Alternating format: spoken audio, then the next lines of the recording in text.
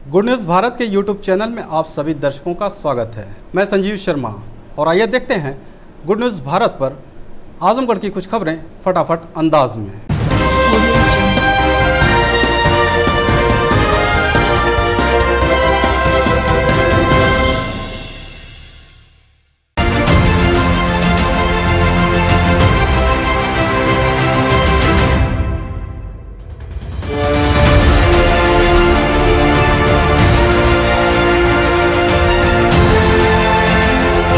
आजमगढ़ शहर के रोडवेज पर पिंक शौचालय का एक हिस्सा तोड़कर लगाया गया शटर। एसडीएम ने जांच के बाद कार्रवाई का दिया भरोसा।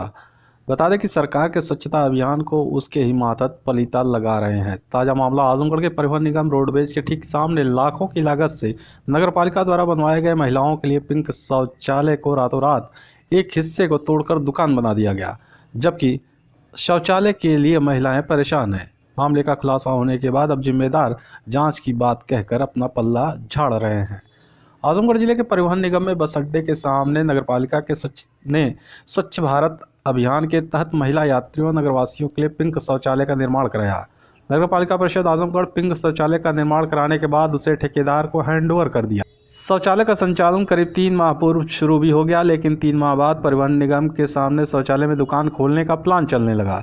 इसी के तहत रातों रात पिंक शौचालय के एक हिस्से को जबरन तोड़कर दुकान बनवाने के लिए शटर आदि लगा दिया गया। यही नहीं, करीब 3 सप्ताह से शौचालय को भी बंद कर दिया गया। जब इसकी जानकारी अधिकारियों को दी गई तो उनके भी होश उड़ गए। जानकारी के बाद जिलाधिकारी ने घटना के जांच के आदेश दिए हैं। वहीं एसडीएम सदर गौरव कुमार का कहना है कि इस घटना की जानकारी है, इसके लिए परिवहन निगम और नगरपालिका से पत्रावली को तलब किया गया है और इसकी जांच की जा रही है। जांच के बाद संबंधित के खिलाफ कार्रवाई की जाएगी। उसके अभिलेख मैंने मंगवा लिए हैं और रोडवेज से पत्र भी हमारे यहाँ आ चुका है। नगर पालिका से भी मैंने पत्रावली मंगवाई है आवंटन की, तो उसकी जांच चल रही है कि किस वर्ष में वो आवंटन हुआ था और किस आधार पर वो आवंटन किया गया था। अभिलेख के आधार पर यदि डिमोलिशन कराना होगा तो उसके आदेश नगर पालिका को दिए जाएंगे। वही उसमें जांच का बिंदु है। हमारे अभिलेख में वो जो गाटा है वो बंजर के रूप में दर्ज है, तो वही हम दिखा रहे हैं कि क्या उसके बाद उसका कोई आवंटन हुआ है जहाँ पे शौचालय बना है, दुकान बनी है। वो आवंटन की पत्रावली हमने नगर पालिका से मंगवाई है। एक बार जांच स्पष्ट हो जाए उसके बाद अग्रिम कार्रवाई हम आपको अवगत करा देंगे। आजमगढ़ शहर कोतवाली के हाफिजपुर पेट्रोल पंप के पास से पुलिस ने लूट करने वाले 2 शातिर बदमाशों को किया गिरफ्तार। असलाह, कारतूस व बाइक बरामद। बता दें कि पुलिस अधीक्षक सुधीर कुमार सिंह के निर्देश पर अपराधियों के धर पकड़ अभियान के तहत शहर कोतवाली के बलरामपुर चौकी प्रभारी अनिल कुमार मिश्रा को मुखबिर से सूचना मिली कि हाफिजपुर पेट्रोल पंप के पास 2 शातिर लुटेरे असलहे के साथ खड़े हैं, जो किसी घटना को अंजाम देने की फिराक में हैं। बलरामपुर चौकी प्रभारी ने अपने हमराई के साथ घेराबंदी कर हाफिजपुर पेट्रोल पंप से 2 शातिर लुटेरों को गिरफ्तार कर लिया। पुलिस ने उनके पास से एक बाइक, असलहा व कारतूस बरामद किया। पकड़े गए लुटेरों में वीरेंद्र कुमार व अमरजीत कुमार दीदारगंज थाना क्षेत्र के फतेहपुर गांव के निवासी हैं। छात्र संघ चुनाव कराने की मांग को लेकर एनएसयूआई ने डीएवी पीजी कॉलेज से निकाला जुलूस, सौंपा ज्ञापन। बता दें कि कांग्रेस की छात्र विंग भारतीय राष्ट्रीय छात्र संगठन के जिलाध्यक्ष विशाल दुबे के नेतृत्व में एनएसयूआई के छात्रों ने डीएवी डिग्री कॉलेज में छात्र संघ चुनाव कराने की मांग को लेकर जुलूस निकाला और नारेबाजी करते हुए कलेक्ट्रेट पहुंचकर डीएम के नाम संबोधित ज्ञापन अपर जिलाधिकारी प्रशासन को सौंपा और अविलंब छात्र संघ चुनाव कराने की मांग की। एनएसयूआई के जिलाध्यक्ष ने कहा कि छात्र संघ के चुने हुए पदाधिकारियों का कार्यकाल 1 वर्ष का होता है, लेकिन वर्तमान पदाधिकारियों का कार्यकाल पूरा हुए लगभग 3 माह गुजर गया, पर चुनाव की तिथि घोषित नहीं की गई। उन्होंने कहा कि यदि अविलंब मांगे नहीं मानी गई तो एनएसयूआई बड़ा आंदोलन करने के लिए बाध्य होगी। Homeopathic medical association of India के प्रदेश कार्यकारिणी का चुनाव ऑनलाइन संपन्न। आजमगढ़ शहर के डॉक्टर भक्तवत्सल तीसरी बार राष्ट्रीय कार्यकारिणी सदस्य बने। बता दें कि homeopathic medical association of India के प्रदेश कार्यकारिणी का चुनाव ऑनलाइन संपन्न हुआ। इस दौरान केंद्रीय होम्योपैथिक परिषद के पूर्व सदस्य डॉक्टर भक्तवत्सल को तीसरी बार निर्विरोध राष्ट्रीय कार्यकारिणी का सदस्य चुना गया। इसके साथ ही ऑनलाइन चुनाव में वाराणसी के डॉक्टर सुरेश प्रसाद सिंह अध्यक्ष, आजमगढ़ के डॉक्टर प्रमोद गुप्ता उपाध्यक्ष, डॉक्टर देवेश दुबे सह सचिव, डॉक्टर ज्योतिर्मय सह संगठन सचिव निर्वाचित हुए। संगठन में पूरी तरह आजमगढ़ का दबदबा दिखा। नवनिर्वाचित पदाधिकारियों को होम्योपैथिक चिकित्सकों ने बधाई दी। इस दौरान डॉक्टर भक्तवत्सल ने कहा कि संगठन का उद्देश्य होम्योपैथिक चिकित्सा पद्धति का विकास और उसे आम जन के लिए सुलभ बनाना है। हमारा प्रयास होगा कि संगठन को मजबूत बनाया जाए, साथ ही होम्योपैथिक चिकित्सा को समाज के कमजोर वर्ग के स्वास्थ्य जीवन का आधार बनाया जाए। खबरों में हो चला है एक छोटा सा ब्रेक। आप देखते रहिए गुड न्यूज भारत।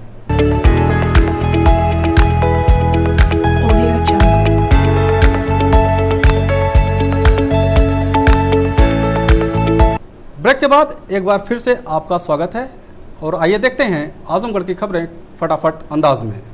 यूपी के आजमगढ़ जिले में पूर्वांचल एक्सप्रेसवे के निर्माण प्रगति का निरीक्षण करने पहुंचे सीएम योगी आदित्यनाथ ने अपने संबोधन में कहा कि प्रयास है कि 31 मार्च तक इसका निर्माण पूरा होगा।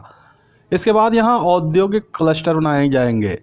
अप्रैल में जब प्रधानमंत्री जी पूर्वांचल एक्सप्रेसवे का लोकार्पण करेंगे तो यह विकास का रोड मॉडल साबित होगा। यहां के युवाओं के लिए रोजगार के अवसर पैदा होंगे। बता दें कि आजमगढ़ के छतियाओं क्षेत्र में मोजरापुर में निरीक्षण को पहुंचे सीएम योगी आदित्यनाथ ने अधिकारियों के साथ बैठक भी की। पूर्वांचल एक्सप्रेसवे के निर्माण की कार्यदायी संस्था यूपीडा के अध्यक्ष अवनीश अवस्थी, मंडलायुक्त विजय विश्वास पंत, डीआईजी सुभाष चंद्र दुबे, डीएम व एसपी भी मौजूद रहे। मुख्यमंत्री ने समीक्षा के बाद बीजेपी कार्यकर्ताओं किसानों को संबोधित भी किया। उन्होंने कहा कि 4 वर्ष पूर्व आजमगढ़ की छवि बहुत खराब थी, लोग अपना पिंड छुड़ाते थे, लेकिन अब आजमगढ़ विकास का मॉडल बनेगा। कई हाईवे से आजमगढ़ को जोड़ा जा रहा है। साथ ही सीएम ने कहा कि यहाँ पर भूमि की थोड़ी दिक्कत आ रही है, इसलिए विश्वविद्यालय निर्माण का कार्य शुरू नहीं हो सका है, लेकिन जल्द ही इसको भी निपटाया जाएगा। सीएम ने यह भी कहा कि जब 2018 में पीएम ने पूर्वांचल एक्सप्रेसवे रोड का शुभारंभ किया था तो 3 वर्ष का लक्ष्य रखा गया था। कोविड महामारी के बाद भी इस रोड को 3 वर्ष से पहले पूरा कर लिया जाएगा। आजमगढ़ पहुंचे मुख्यमंत्री योगी आदित्यनाथ ने क्या कुछ कहा, आइए हम आपको सुनवाते हैं। विकास की संभावनाओं की एक आशा की किरण है। आज से 2.5 वर्ष पहले प्रधानमंत्री मोदी जी ने इसी आजमगढ़ में इस एक्सप्रेसवे का शिलान्यास किया था। अनुमान करिए कि पिछले 2-2.5 वर्ष के दौरान पूरी तस्वीर आपको बदलती हुई दिखाई दे रही होगी। यह आपके विकास की जो अपेक्षाएं थी, उन अपेक्षाओं पर पंख लगा करके विकास के साथ आप सबको जोड़ने का एक प्रयास है प्रदेश सरकार के द्वारा। और इस दिशा से आज मैं स्वयं भी इस एक्सप्रेसवे के निरीक्षण के कार्यक्रम के साथ गाजीपुर से ही चला हूं। गाजीपुर, मऊ, आजमगढ़ होते हुए फिर हम लोग आगे बढ़ रहे हैं। हम सबको इस बारे में ध्यान रखना होगा कि विकास ही वास्तव में हम सबके जीवन में परिवर्तन लाएगी। और आजमगढ़, अनुमान करिए आज से 3 वर्ष 4 वर्ष पहले तक आजमगढ़ के नाम से लोग कांपते थे। आजमगढ़ के नाम पर लोग किराए भी मकान नहीं देते थे। यहां का युवा अगर कहीं जाता था, आजमगढ़ नाम बता देता था तो लोग उसको पिंड छुड़ाते थे। लेकिन अब आजमगढ़ विकास की एक नई आशा की किरण के साथ आगे बढ़ रहा है। और आशा की एक किरण एक्सप्रेसवे यहां के औद्योगिक विकास को एक नई ऊंचाइयों तक पहुंचाएगा।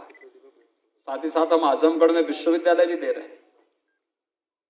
विश्वविद्यालय के लिए जमीन की समस्या आ रही है, ये आजमगढ़ वासियों को सोचना चाहिए। अब तक नहीं तो विश्वविद्यालय का कार्य भी प्रारंभ हो गया होता। आजमगढ़, वाराणसी, जौनपुर, आजमगढ़, अंबेडकर होते हुए लुम्बिनी तक का जो एक हाईवे बन रहा है, ये भी आजमगढ़ होते हुए जा रहा है। अनेक बड़े बड़े हाईवे केंद्र और प्रदेश सरकार के द्वारा आजमगढ़ के साथ आजमगढ़ को ध्यान में रख करके बनाए जा रहे हैं।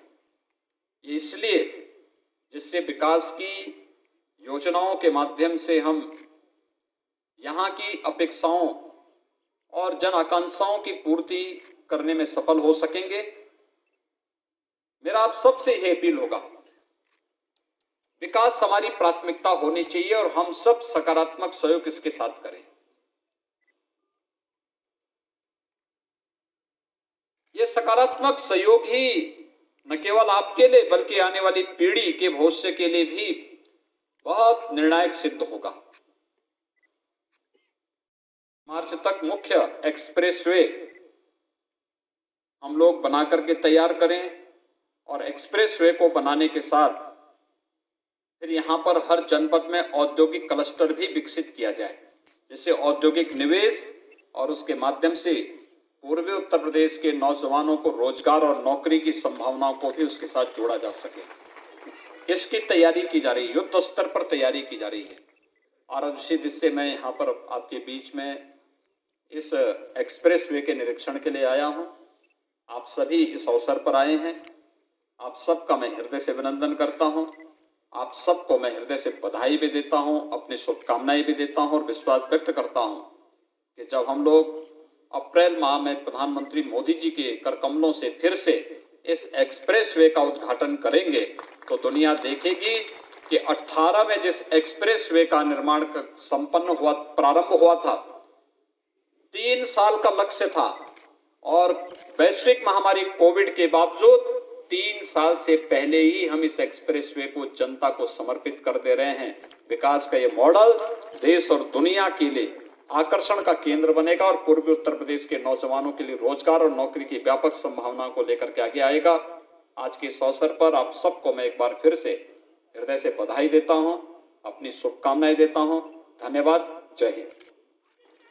बरदह और मेहनगर पुलिस की संयुक्त कार्रवाई में 25,000 का इनामिया बदमाश घायल। पलना मेहनगर मार्ग पर स्थित बाबू की खजूरी और करौती के बीच पुलिया के पास मुठभेड़ में 25,000 का गैंगस्टर इनामिया अपराधी विवेक कुमार उर्फ मिंटू पुत्र जयप्रकाश ग्राम हुसेपुर थाना महाराजगंज जनपद आजमगढ़ घायल हो गया। मुठभेड़ के दौरान कांस्टेबल संदीप शर्मा भी घायल हुए हैं। पुलिस के अनुसार मुखबिर की सूचना पर प्रभारी निरीक्षक बरदह द्वारा उक्त बदमाश का पीछा किया जा रहा था कि दूरभाष पर प्रभारी निरीक्षक मेहनगर प्रशांत श्रीवास्तव को सूचना मिली कि दल बल के साथ करौती पुलिया के पास घेराबंदी किए और बदमाश को रोकने का प्रयास किया गया तो बदमाश पीछे मुड़कर भागने का प्रयास किया, वहीं गिर गया। अपने को घिरा देखकर पुलिस पार्टी पर उसने फायर किया, जिसमें कांस्टेबल संदीप शर्मा घायल हो गए।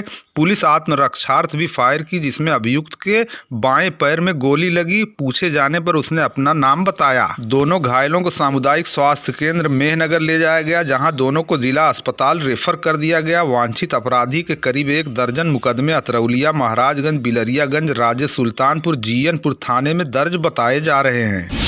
लालगंज में आंगनबाड़ी कार्यकर्तियों का ECCE में क्षमता संवर्धन का 4 दिवसीय ब्लॉक स्तरीय प्रशिक्षण हुआ आरंभ। प्राथमिक विद्यालय परिसर लालगंज में आंगनबाड़ी कार्यकर्तियों का ECCE अर्थात early child care and education में क्षमता संवर्धन का 4 दिवसीय ब्लॉक स्तरीय प्रशिक्षण कार्यक्रम का आज सोमवार को शुभारंभ किया गया। प्रशिक्षण के लिए जिला शिक्षा एवं प्रशिक्षण संस्थान आजमगढ़ से ट्रेनिंग लेकर आए 4 मास्टर ट्रेनर द्वारा 60 आंगनबाड़ी कार्यकर्तियों को 20-20 का 3 ग्रुप बनाकर नई शिक्षा नीति के तहत प्रशिक्षण का कार्य किया जा रहा है। मास्टर ट्रेनर विश्राम जी तिवारी ने बताया कि 85% विकास 3 से 6 वर्ष की उम्र के बच्चों में हो जाता है, जिसके आधार पर बच्चों को शारीरिक विकास, बौद्धिक विकास, संज्ञानात्मक विकास, सामाजिक विकास, भाषाई विकास कराने के लिए आंगनबाड़ी कार्यकर्तियों को प्रशिक्षित किया जा रहा है।